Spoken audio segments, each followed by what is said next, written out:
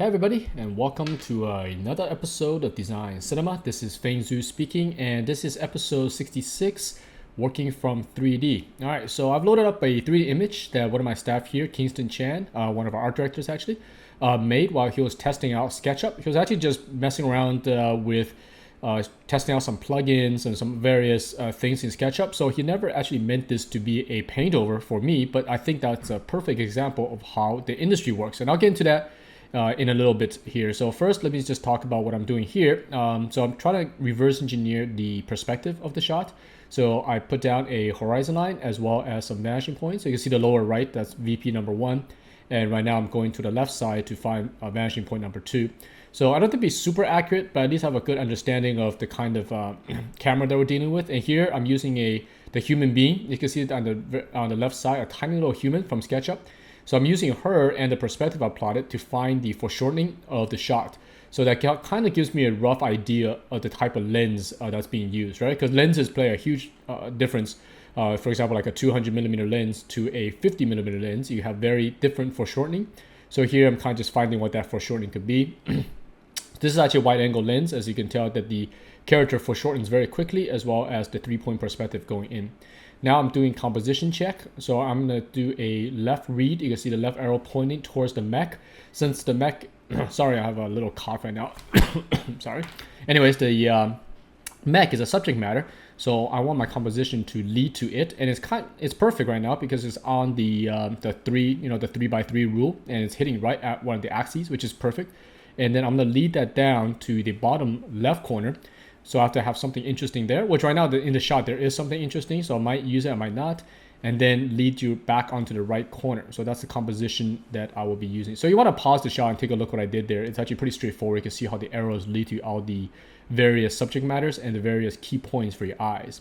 So now I'm going to start blocking in some rough color tones. Before I even get to use any kind of textures, because for this tutorial, I'll be using some photo textures, but for now, I'm just going to block in some basic colors, just using my own colors, using your eye to block this in. So while this is happening, let me talk about the image itself. So in the industry right now, a lot of work that we do is actually painting on top of 3D. I think about, probably at least 60-70% of the work these days are being done on top of 3D because clients are designing their games in rough 3D form. And so they could play around with it, they could test at scale, and then they'll send you over these kind of gray models for you to kind of design on top. So a lot of these models actually have no design on top.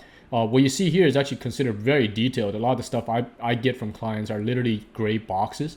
So there's like nothing there. The only thing they have is a spatial awareness using big forms. So it's kind of up to me to design what the world looks like. Is it a desert? Is it snow? Is this a machinery thing? And that's what the clients are hiring you for.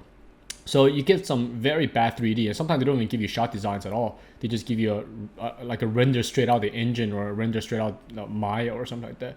So so I've been dealing with random 3D shots for quite a while, so you get pretty used to working with them. So in this case, this shot actually has a camera, so it's quite good to use. But I'm gonna change it up a bit because again, this design really, Kingston was building this. He wasn't thinking, I'm gonna design off of this. So it's just messing around, cloning shapes, finding different plugins that could rotate things around. So it kind of just got this mishmash of randomness. You can see in the background, this thing kind of doesn't make any sense. But that's great because what it has is forms. So I might not keep all the objects that is in the 3D, but I'll definitely keep the composition and the forms where they are. So, I have a little dry cough, so I apologize if you hear me coughing from time to time here. So what I'm doing right now is lasso the shapes. Now I don't do this for all the paintings. For this one, I just want to separate the big form so I can see it. I don't even end up using these masks by any means, but it's nice to have. So it's pretty simple. Just lasso it and then fill in with a color and then keep it on the layer. So this video has been sped up 33%. Okay, so the painting here took about an hour and a half, and you're watching this being done in 30 minutes. All right, so now let's start laying in some textures. So I'm gonna use photos to do so. All right, a little time saver. Since I already got some 3D, might as well throw in some photos and just get the composition and color palette going very, very quickly. So if you don't know how long this is taking, just times everything by 3. So right now we're at 5 minutes, so this is about 15 minutes in. All right, so I'm messing around with different images just to see what that looks like, and always checking my composition to make sure that I maintain that kind of Z-axis read. Sorry once again. So let's go with snow. I don't know why. I think snow looks pretty cool for this shot. But painting on snow is actually quite difficult because snow acts like a giant light bounce board. Such a reflective surface, or at least because it's white, a lot that just like a white wall in a room versus say a black wall, the white wall is going to bounce a lot of light around. So painting in snow sometimes it could be tricky because there's so much off light or bottom lit light bouncing onto the surfaces of your objects. But it is quite fun. All right, let me get some water here so I could try not to cough here. All right, so throwing in some random images. It's almost like collaging just to give myself a color palette to work with. I'll end up, painting this, but I just want these colors here to just speed things up. Very different than, say, the last episode, 65, in which I was color picking by eyeball. This one is, use photos. So we use any process possible in this business, as long as it's effective, it's quick, and we're not, tracing on top of someone's photos or tracing on top of someone's drawing. It's all fine. We're using these photos purely for colors. So they'll end up disappearing in the painting. So, of course, some of it will maintain, some of the textures will stay around, but overall, we're using that just as a guide. These photos are pretty useless if you cannot draw or paint or understand fundamentals. Then it just comes out as a collage of photos, right? It's not your own painting. All right, so I left the 3D layer on, I think, multiply or overlay or something, so I could just kind of barely see it, because I do want to make sure that I check my painting and not my 3D. Right? Now I'm laying in some basic texture work. Again, I don't care about the helicopter I just dropped in there. What I care about is its color and it's somewhat a little bit of its material, because I'll be picking those up when I paint. So you can see kind of mishmashy because, again, I'm going to paint on it, so it doesn't really matter what it looks like.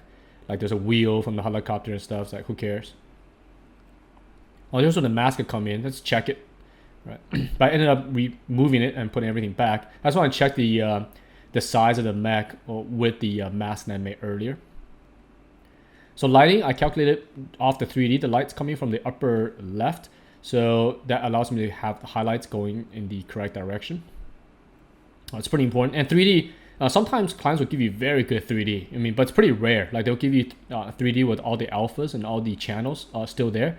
So you can actually pull out like specular lighting and key lights and the ambient occlusion, right? The clients actually include those, but it's pretty rare. Most of the time they just shoot you a JPEG. And usually the JPEG is like super low res. They shoot you like a 1080 JPEG or something, and it has no layers, it has nothing. But that's okay because we don't really need a 3D, but if we have it, it definitely helps. But if you're dealing with high design, say a spaceship, and the client has built it out to almost completion, and they just want you to do a color pass, then of course that's pretty fun because there's kind of less work for us to do since it's already been rendered out. But in most cases, you get pretty much gray blocks and gray random stuff. So because of the hiring you as a designer, then they don't need to build stuff yet, right? They just mock up kind of the feeling they want. So if they're doing a giant city, they just mock up big giant rectangles going to the sky. But what that looks like, it's up to the designer to figure out. So here I dropped in the sphere. It makes no sense. I just want to see what it looks like because the original, there's a big building or something there. So I thought, what if I replaced that with this sci-fi looking warp thing? But I ended up not using it. I actually designed something like this a long time ago for a game called Unreal Tournament. The newer one, not the original Unreal Tournament. But I think the capture the flag is actually one of these sphere things. It looks kind of like this, actually. So that was back in like 2002 or something like that. All right, so now I'm looking for more just some textures, some stuff to throw in there. Take a look at what I have, trying some stuff out. So again, I started this without too much planning, of what I'm going to do next on this painting. So it's kind of similar when I do demos for my students in class as well. I tend to be a little bit spontaneous. That way you guys can see the true image coming together versus like, some kind of practice, and then I repeat the process again for you guys. So you see exactly how I work in the real world. So some experimentation, some guesswork, some spontaneous stuff. And you want those, as you guys know that Bob Ross guy, those happy accidents, those things are very, very helpful when doing digital painting. You end up with things that you didn't plan for, and that could be better than sometimes things that are actually planned. Okay, so at this point, I'm gonna start painting. So just color picking the colors that's left from the photos and just start roughing out the big forms. In this case, the mech is a major selling point, so I want to make sure that I work on him first. All right. and also checking again the composition. The blue line is the composition, sorry. So you could pause the video and you can see what that is doing. So I want to make sure the light is hitting the top of this mech, creating a nice read on him, and then it's going to lead down to the pile of stuff on the bottom right corner now. Now it's the bottom left corner. All right, so I'm just going to block stuff in. Pretty rough. This whole painting, again, it's only an hour and a half painting, so in real time. So I didn't have enough time to kind of flush it out or anything like that. But on my client work, I'll probably spend another 2-3 hours on this just to flush it out, the design, get a little bit tighter. Because some of these clients, they want these things to eventually end up on like magazines, or they have to give it to a video game site like GameSpot or something, or IGN or something. So they want to make sure that it's at least showable to the public. But for my own work, it's good enough for now. So still blocking stuff in. So you guys can give this a try as well. Just download SketchUp, which is a free software from Google, and it's very, very easy to use, and just mock up some random shapes just to get yourself a space. And that's really what 3D thing is doing there. It locks you into a space, it locks you into a camera, and it gives you a little environment or prop, whatever you want it to be, to work off of. And it actually does save some time because it lets your brain kind of think about other things versus like the dry stuff, like, okay, where do I put my camera, and where's my vanishing points, and all those kind of boring stuff they gotta do anyways. But with some 3D, it kind of does it for you. So you could then just concentrate 100% on, okay, what do I want to do this painting? What kind of story do I want to tell? Do I want to put in a war scene? Do I want to do desert stuff? That's up to you now. So the 3D take care of the fundamentals in a way for you. But of course, you still gotta understand atmospheric perspective and using foreshortening, all that kind of stuff. But it definitely saves time. So especially for complex things, like some of my clients are dealing with, say, multiple characters doing something on a vehicle. That's really tricky to plan out, especially if they want a very specific shot. So what they'll do is they'll plan out some gray boxes with some gray, other smaller boxes, which represents people, and they'll put those on top of each other and stack things up and put this on the side and whatever, and then make a bunch of screenshots and send it over to me, and then I'll pick the one that I think works best. But I don't build my own 3D much. There's a lot of concept guys out there who actually build their own 3D models before they paint on top. For me, it's mostly just no time, because I don't do too much freelance these days. And if I'm doing that, I request the clients to build those stuff for me. I don't have the time to build it myself. But if you know 3D, like ZBrush or SketchUp, any of these software, then it's an extremely powerful tool to have, because again, 3D, if you build it correctly, can save you time when you want to use, especially if you want to use the model multiple times. So like this mech, if you actually build it out, they could just change camera angles and have them do all sorts of scenarios, and you don't have to redraw him over and over again. So a lot of advantages in 3D. So like I said earlier, I think about at least 60-70% of concept art today contains some form of 3D in it. So all right, still mocking stuff up. So getting the snow thing up. This whole point, I actually did not know what to do with the stuff that's in the background there and all that pile of junk. Because when Kingston built it, I think he was just testing models. So, but I do want something to be there. So eventually I changed it to a building, because right now I don't even know what it is. It looks like some kind of weird mech thing with some containers or something. So, but I just want to block in the form to hold the composition, to hold the weight on that corner down. All right, since this is just painting, I'll talk about some other stuff real quick. We have some pretty cool stuff coming up. One is that we're about to hit, I believe, about 100,000 subscribers on YouTube, which is really awesome. So thank you guys for subscribing, especially for educational channel. To have something like 100,000 subscribers is pretty crazy. I think we're at 95,000. So we definitely want to do something very, very special when we hit that 100,000.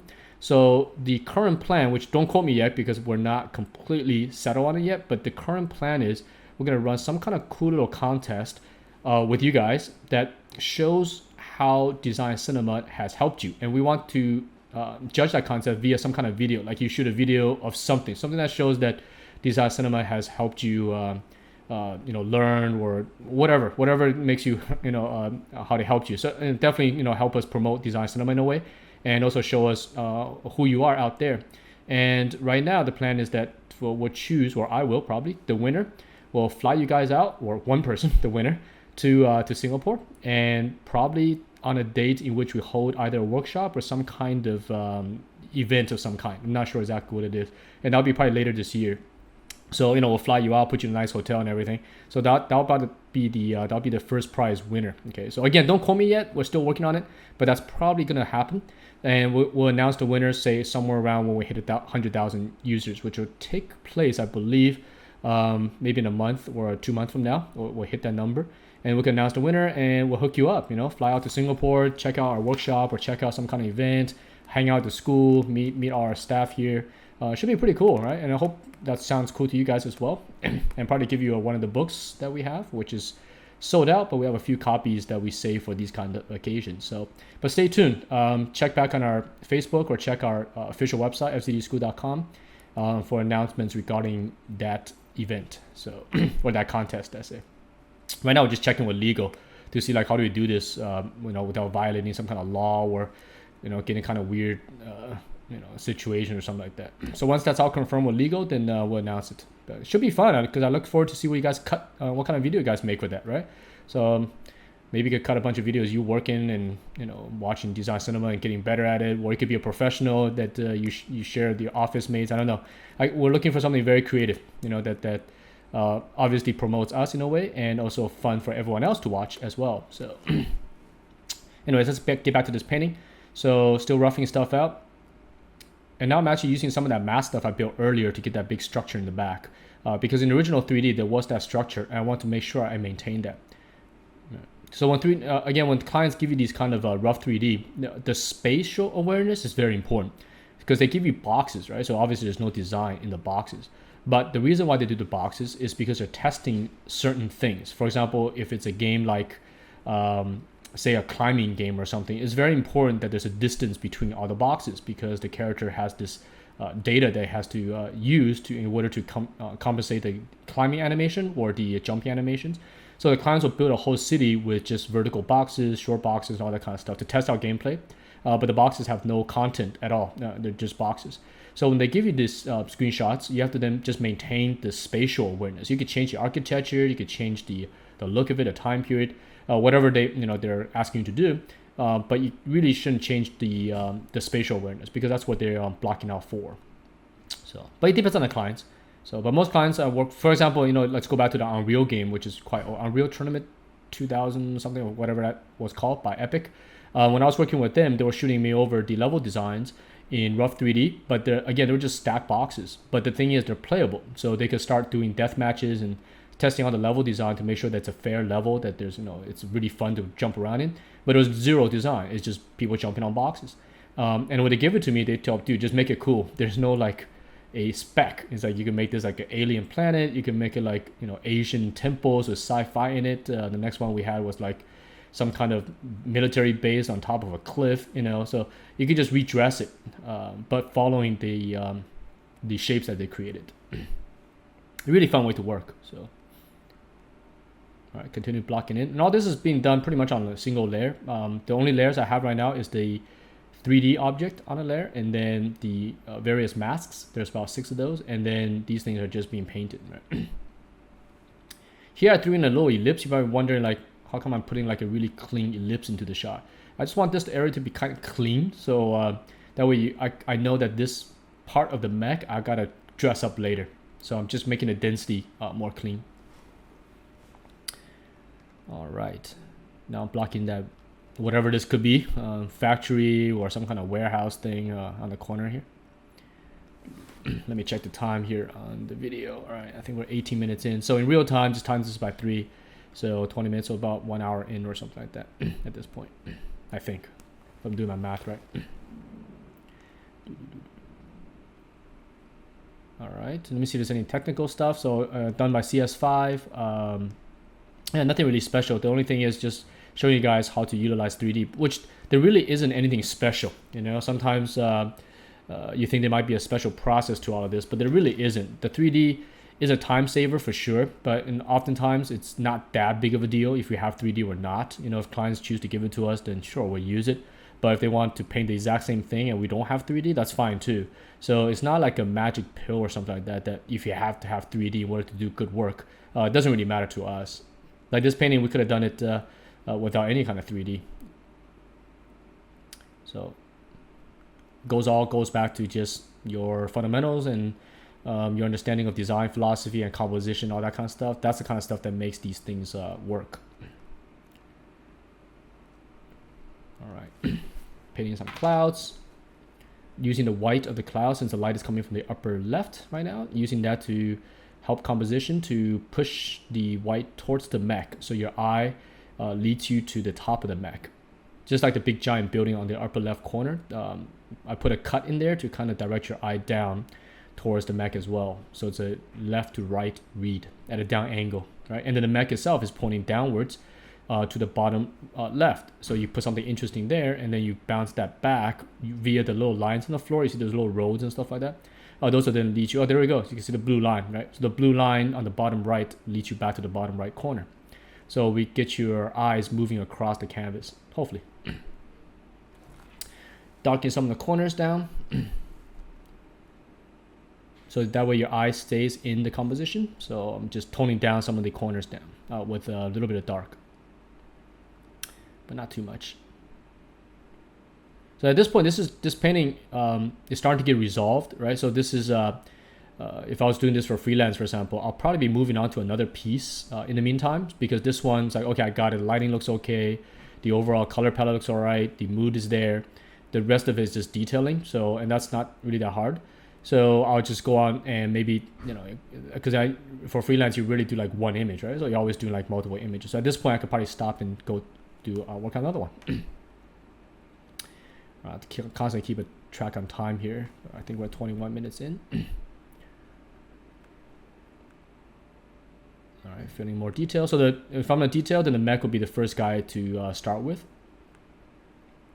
since he is the major read.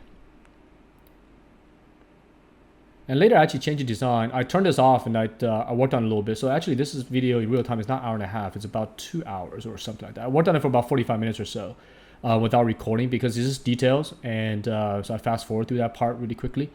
And you'll see that I changed the mech design slightly. Not much, but I changed it slightly. So it has a little bit more aggressiveness to it. Right now it's a little bulky on the top. This is some color correction just to get the overall color to read, more blue. So now I increase the size. So at this point, I'm starting to disregard the 3D that's underneath it. Just change the scale a little bit to make the camera a little bit dynamic. I just felt like it was a little small in the shot, right? But I'm not changing really the space he holds up. So I gotta make sure I maintain that. But just playing with composition. This painting actually, even when I finished it, it still has a little bit of value push I should have done. Right now the mech should be quite far away from the building stuff on the left center of screen, but right now it feels like it's right next to it, but it should be farther away. I did try to push atmosphere perspective later on, but it never came off like it's close to camera and the building's far away. But those things are pretty easy to fix. Just something like if I finish some other work, I can always go back and spend another 10 minutes on it and fix that up. So here you can see I changed the mech slightly on the back. I put a little bit aggressive line into it. So it has a little bit forward thrust looking to it. To give it a little more speed. Before it's a little bit too balanced, so it doesn't have a forward momentum on the design. So these production paintings are quite hard to do. Like, because you're doing design, painting, mood, color, lighting, all that kind of stuff within a single image. So they tend to be quite hard, especially for students. Like we teach this at term 3, and even at term 3, a lot of students have a pretty hard time doing these kind of paintings because it demands so much work from the artist, right? Because you have to wear so many different hats. You have to wear the hat of an artist, the hat of a director, the hat of a cinematographer, the hat of a storyteller, the hat of a, did I mention designer already? I think designer, right? And you have to render it well like an artist. So all those things you have to do within a single image, which could be a little overwhelming for some students because they have to design it first. It was like, okay, draw a mech, but like, what does a mech look like? So they have to sketch the mech for a while, and then once they sketch it, they have to then put it in a composition, and after that, they have to figure out what how to light it, and all that kind of stuff. So, but it's quite valuable. These kind of paintings are in high demand right now in the industry. So pretty much all the jobs I take on, that's all there is. It's just this kind of stuff, production paintings, because there's so many new IPs, especially for the next gen games. You've seen Ubisoft launch a bunch of new IPs like Watch Dogs and Division, and all these kind of things. All those games require these kind of paintings because you have to define the IP, and the best way to define the IP is through these production paintings because they tell a story, they tell design, they give you mood. So producers, other artists, designers, writers, programmers, anyone on the team can understand what the project's going to do. So, and especially nowadays, these games, they cost so much money to make that you cannot simply approve a game just by like someone writing a little script or something like that. You're going to have to visually develop it first before someone's going to write the big giant check to say, okay, let's go ahead and make it. So these production paintings serve a big purpose in that process, I guess, is to generate the visuals that goes with the stories. So films have been sold this way for a long time. If you go back to even the original Star Wars, George Lucas sold the concept of that through Ralph McQuarrie's production paintings. Right? So some of you guys probably know that, right? Where he painted like C-3PO and R2-D2 walking in Tatooine and all that kind of stuff, right? And I think he did a total, I don't know exactly how many, but quite a bit of number, and then showed it to Fox, and Fox went, hey, this film looks pretty cool, right? So that's how you get the film produced. And not much has changed since then. Things are still being sold via production paintings. A lot more so today than before. So when I was first starting out in games, you don't have to do too much of this stuff because digital or painting in general is very expensive, so no one did it. Now because of Photoshop, everyone does these things. So definitely a good idea to learn them. Right? And using 3D could really help. And if you're working on your own time, especially, you could build a pretty massive and detailed 3D if you want. You could build it to almost completion, and then render it out with all the different passes on it, and just paint the rest in. So good pieces pay off, especially these production paintings. I mean, it could take you 3 days to do one. That's fine. If it comes out very, very nice, that painting is going to work for you, man. That's going to get you a job, So, and the same advice we give to our students here as well. It's like, don't rush through these. Don't do a speed painting, because speed paintings in general don't show off too much design. A lot of them, they're pretty general. In these production paintings, what you want to do is you want to really get in there and design stuff out, right? So even this one's pretty rough, pretty quick. But for the work stuff in general, we're actually designing very specific objects into the paintings, and those take time. And that way, clients get everything at one time. They get the all the stuff I mentioned earlier within a single painting. All right. So I think, what time is it? 27. All right. Hopefully this is wrapping. I think this is going to about 33 minutes or something. So we're about 6 minutes left here. So again, check back to our website for the information via the 100,000 subscriber, whatever we're going to call it, contest on YouTube. So I hope that sounds fun to you guys, because I think it'd be pretty cool to fly one of you guys out to Singapore, and you can check out the country and hang out at the school and vacation slightly, on our dime, we'll pay for it. So it should be fun. Now I'm just building the atmospheric perspective. And that's something else I forgot to mention. When you get these gray models from clients, they don't render with any kind of atmosphere. They don't render, even if they're rendering in-game, they're like completely flat. So game world's actually very, very small if they're not atmosphered out. What I mean by that is, like, they don't put this kind of atmosphere fog in these games. If you look at it raw, like if you look at a game like Skyrim or something, the world is actually very, very tiny. It's these visual effects like atmosphere fog and scaling everything down by slightly is making the world feel bigger in a way. Disneyland's kind of like that, actually. If you ever guys have ever been to Disneyland, everything's kind of small. But the thing is, you feel like the world's bigger because you see more stuff in your eyes. Like imagine Skyrim was actually, for those who know that game, real scale. The size of that mountain would be like 20,000 feet tall. It'll take you like 2 months to climb it, right? But you could climb that mountain just in a few minutes, like 3 minutes or something. You could probably climb the mountain because it's been scaled way down. And they use a lot of atmospheric perspective to make you think it's a tall mountain, but in reality it's like a hill, right? So when you get these gray models, they look exactly what I just talked about. They're completely flat. There's no scale, and the level feels tiny. So what I'm doing here is I'm putting all that atmospheric perspective back in, and now you feel like that structure is really far away from you. So if you play the game, you could probably never get there. It's acting like a background object or something. And if you do get there, we'll load probably a separate piece or something like that. The LOD will go up. But in the meantime, the atmosphere makes you feel like it's really, really big and it's really far away, right? Even though you could probably walk there in like 2 minutes in the game. So in reality, something that far, that'll take you good, man, that looks like it's about 4 or 5, maybe even 10 kilometers away or something like that, right? That'll take you good 3 hours to walk over there or something like that. So, but in a video game, that's going to have to happen within minutes, or gamers going to complain. So it takes too long to reach point A to point B, and they're going to use fast travel and all that kind of stuff. So designing for games is very different, And if this is for a film, you don't have to worry about those kind of things. But since we are working off of 3D and stuff like that, this is pretty common on the game side. They use it in films as well, but oftentimes the film, they just go directly into 3D. Might as well. So, I know a lot of my friends who just build it directly in 3D, render in 3D, light in 3D, and present it in 3D. There's not even that much paint over because they're after the shot, they're after the single shot. Versus games are after many, many pieces and many, many different shots, many different designs. So it's more of a process on the game side. Right. So I think pretty soon, at this point, I'm switching to real time. Okay. So right now, this is not being sped up. I sped up the previous one. So I just want to, this is where I left off, and I'll show you a little bit like what it looks like after I spend about another 45 minutes on it. All right, so right now I'm just showing you guys, I'm kind of just, okay, so here it is after about another 45 minutes. So I added a weapon on the lower left. Okay, I know the gun's supposed to be on the right side for most games, but in this case, I didn't want to mess with the composition of the original 3D, so I kept the gun on the lower left, but it should be on the lower right, right? So if you look at FPS games. But I just added it in there to put you in there, but you can see the composition, how that's working. You follow the blue line, which I'll help you now. See the blue line from the building leads to the mech. The mech is now pointing downwards, and then, so that's number 1 read, which is the mech. That will then take you to the gun, and the gun's also facing the mech. So that gives you number 2. The perspective dot is being hidden by the blue aiming thing of the gun, and then the road on the floor there will lead you to the little soldier guy, which is number 3, and then the shadow on the lower right corner finishes off, just kind of blocks you in, so you don't leave the composition. So that way you have this nice flow across the page. So it is pretty basic composition. This is the rule of thirds, right? So you just go 3 3 3 3 3 3, and you get these kind of compositions. So anyways, this episode is coming to an end right now. So you guys could download this image from my blog, which is fengzudesign.blogspot.com. And you can also find me on Facebook.